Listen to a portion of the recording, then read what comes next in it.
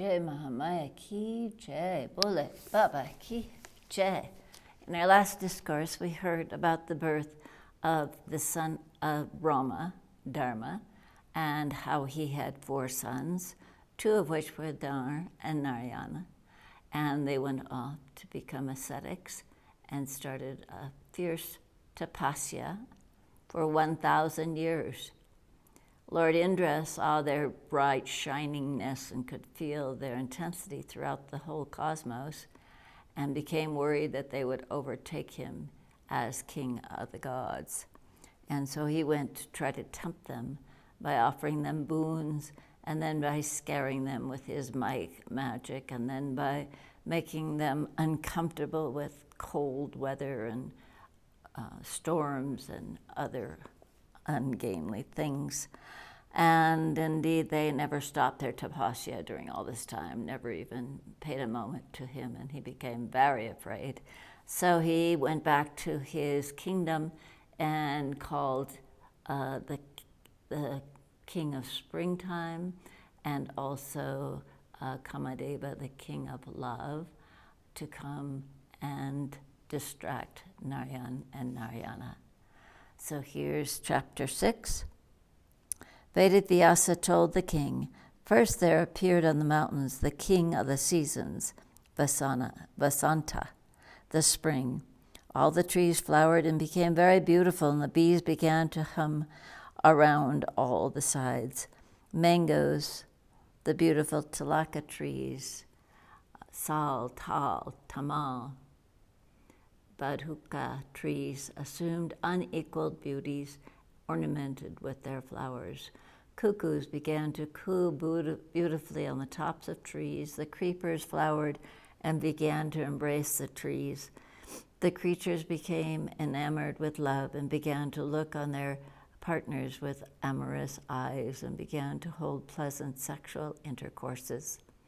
The southern breeze blew gently, full of pleasant odors and agreeable to the touch. The sensual organs became very powerful and could no longer be brought under their control by the Munis. Then Kama, united with Rati, hurriedly entered into the hermitage of Badarika with the 5 arrows in his hands. Ramba and other prominent Asparas, celestial nymphs, all went to that beautiful hermitage and began to sing in perfect tune. The 2 Maharishis awoke on hearing the sweet music, the warbling of the cuckoos, and the nice hummings of the bees. Nara and Narayana became anxious to see the untimely bursting of Vasanta, springtime, and the flowering of the trees. How can the spring season come now at such an untimely season? I see all the creatures have become extremely amorous with each other and infatuated with passionate lust. It is very unusual that untimely things should happen. How has this come to pass? Stuck with the wonder, Narayana began to speak to Nara with eyes wide open. Narayana said, "O brother, see these trees, all very elegant and with flowers on them. The cuckoos are sounding sweet notes on all sides, and the bees are humming on all sides. The spring, the lion of the seasons, has burst asunder the fierce elephant, the winter season, by its sharp nails, as testified by the budding of the sacred flowers. O Brahman, see how beautiful and excellent has become this hermitage with the presence of the goddess of spring, Lakshmi. The flowers in the palm of her hand, Karusha flowers, her excellent feet, Nilasoka flowers, her black hair on her head, the full blown lotus, her eyes, the bell fruit, her breast, the jolly kunda flowers, her teeth, manjari, her beautiful ears, red bandu flowers, her lips, sindurbara, her wonderful nails, the peacocks, her ornaments, the sounds of birds, the jingling of her feet ornaments."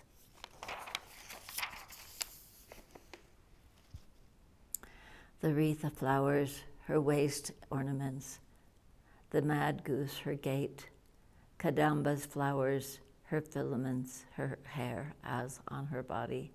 O best of ascetics, with all these, the Vasanta Lakshmi has assumed a wonderful, nice appearance. Why has this occurred so untimely? Think it over. I am struck with wonder. Surely this is the obstructive of our penance. Here, there the apsaras are singing sweetly the song, tending to destroy our tapasya. It seems these are the means, no doubts, adopted by Indra to pollute our tapasya. Why is the spring season now governing our pleasures? It is clear that Indra, the enemy of the Asuras, is being afraid of our tapasya and is creating these obstructions to disturb our asceticism. Lo, the cool, odorous, and pleasant breezes are blowing. No other cause can be traced than the wicked deed of Indra. When the best of the Brahmans, the Devi, Narayana, was addressing thus, the whole host of Cupid became visible before their sight, and the two rishis were very much surprised on seeing them. They saw near to them the Cupid with his attendants, Manaki, Ramba, Mahasvara, Manorama, all experts in music, Chanda Panda, the cuckoo voice Soma, and the lotus-eyed Vidya Mala, and others. 8,500 apsaras and long multitudes of the hosts of Cupid the Munis saw and were surprised. Then those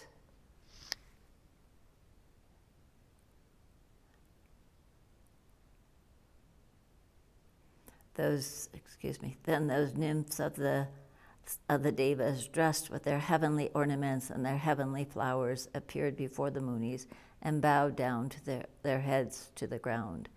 The apsaras began their enchanting songs, exciting such passion and rarely heard or seen in this world. The two Munis, Nara and Narayana, became pleased with their music and addressed them thus: O thin-waisted, good-looking apsaras, you have come here as guests, I see, from your heavenly world. Stay here in peace and all comfort. We will gladly serve you as your host. Vedavyasa said, O king, the two Munis, thinking that Indra had sent these apsaras to obstruct their tapasya, were filled with egoism and determined to create out of their strength, the tapasya, a new apsara who would be very much more beautiful and possessing far more heavenly graces than the present ones, who were ordinary looking and sometimes even clumsy in their behaviors. And the Munis, by clapping or striking their thighs, instantly created a woman exquisitely beautiful in all respects. This good-looking woman was named Urvasi, since she was produced from the thighs, and all the other apsaras present there were very much thunderstruck on seeing her. Then the Muni Narayana easily created as many women as there were apsaras to serve them. The just produced apsaras brought with them all sorts of offerings of their hands, and singing and smiling came before the Munis, and with clasped hands bowed down before them. The heavenly damsels sent by Indra, though enchanting to others, were themselves now bewildered on beholding Urvasi, beautiful in all respects and produced out of the tapasya of the Munis, and their hairs over their bodies stood on their ends. Then they tried to make their faces as beautiful as they could and began to address the Muni thus: O Muni, we are ignorant girls. How can we praise you and the greatness of your tapasya, this steadiness? Oh, there is no one in this universe that is not burnt with the passion by the arrows of our sharp eyesight, but there is no trace of mental disturbance and defilement in you. O wonderful is your greatness indeed. We are convinced that the both of you are the Amsas of Vishnu, and that your treasures are your incessant peace and control of mind. We have come here not to serve you, but to hinder you in your penance, that we may fulfill the desires of Indra. By what good luck of ours we have got a sight of thee, we do not know. We do not know also what merit we did. We have committed a great offense to you. Still you have not cursed us. You have considered us as those of your own family and have pardoned us. Therefore, O Munis, our minds are free from sorrow and anxiety. Much praise be to your forgiveness. Wise saints do not squander away their occult powers derived from austerities in the trivial ways like cursing others. Very pleased with those two Dharma's sons, the two Maharishis, self-controlled and desireless to hear these words of those goodly behaved heavenly damsels, they then spoke to the damsels, blazing with the fire of their tapasya.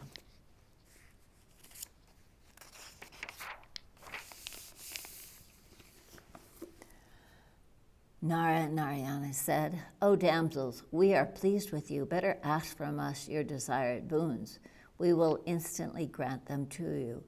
You better take with you to your heaven this beautiful-eyed Urvasi, born of our thighs as a present to your Deva Raja, the Indra.